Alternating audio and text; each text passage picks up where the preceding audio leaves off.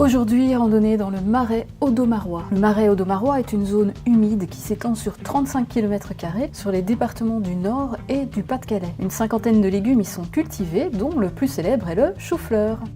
Nous choisissons de suivre le circuit du bocage au marais qui démarre dans le petit village de Busqueur au pied de l'église au clocher massif. Ici il y a 2 estaminets, ce qui peut être pratique pour un repas, mais là c'est le matin, donc ce sera pour une prochaine fois. Pour quitter le village, nous empruntons la Bourrenouègue, le chemin des fermiers. Un peu plus loin, nous passons d'ailleurs à côté d'une ferme typique de la région, avec des symboles visibles sur le pignon. Plusieurs théories existent au sujet de ces signes. L'une d'entre elles prétend qu'il s'agit d'écritures runiques, dont les lettres seraient dotées d'un pouvoir magique. Au milieu des champs, nous suivons le chemin des culottes, qui nous fait descendre jusqu'à Nieurlet.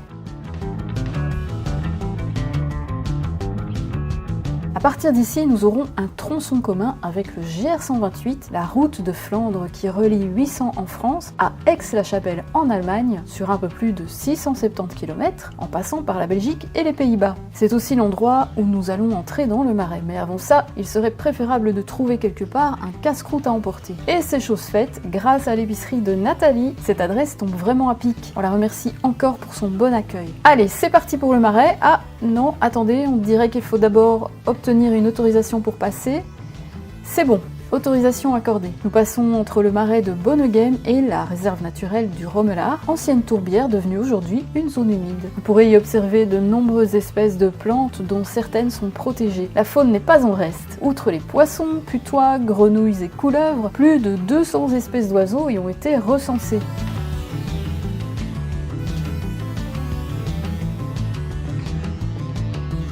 Aujourd'hui, j'ai un peu plus de chance qu'à Romerschen et je peux admirer de près cette foule que macrouille qui nourrit ses petits.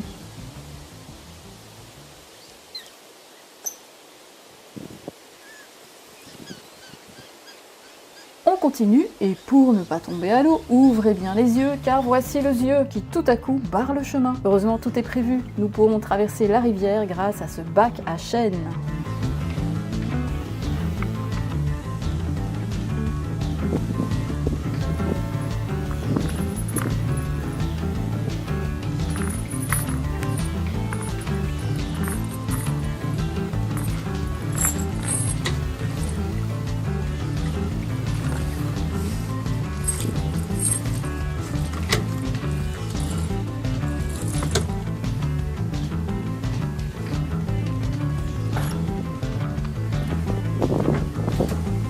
Vous savez, j'adore marcher. Pourtant, là, je ferai bien une promenade en barque cette fois. Le lieu est vraiment très paisible et on est bien sur l'eau.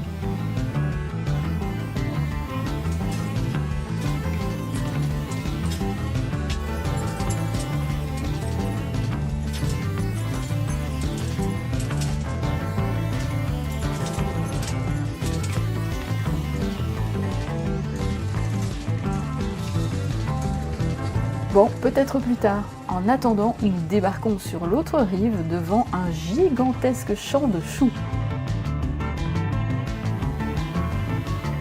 Petite incursion à Clermarais maintenant, où nous rencontrons le premier banc qui est le bienvenu pour un petit pique-nique. Après la pause, nous poursuivons cette superbe promenade dans les marais, au gré des zones maraîchères, des ponts et des canaux qui, décidément, me donnent de plus en plus envie d'une balade en barque.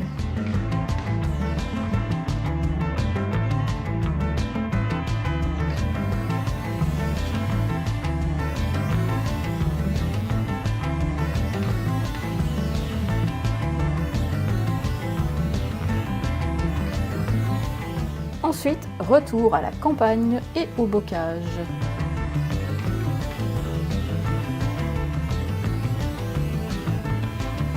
Des panneaux didactiques jalonnent le sentier. Celui-ci décrit le mécanisme de la barrière flamande, une barrière tournante que l'on trouve uniquement en Flandre. Sur le dessin, vous reconnaîtrez aussi le clocher de l'église de Busqueur. Voici maintenant la barrière en vrai, et aussi le clocher en vrai. On approche du village, mais d'abord, je vous montre encore ces passages boisés, soit dit en passant, plutôt rares dans la région. Ici aussi, des panneaux sont présents pour pouvoir reconnaître les arbres.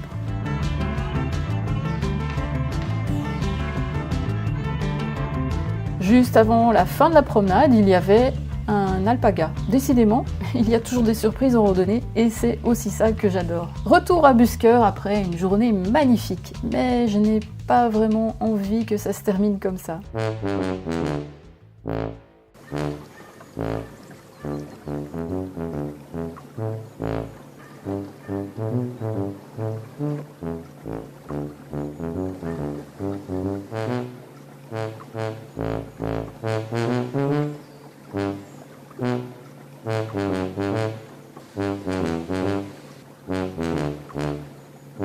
Allez, à bientôt pour une prochaine slow rando.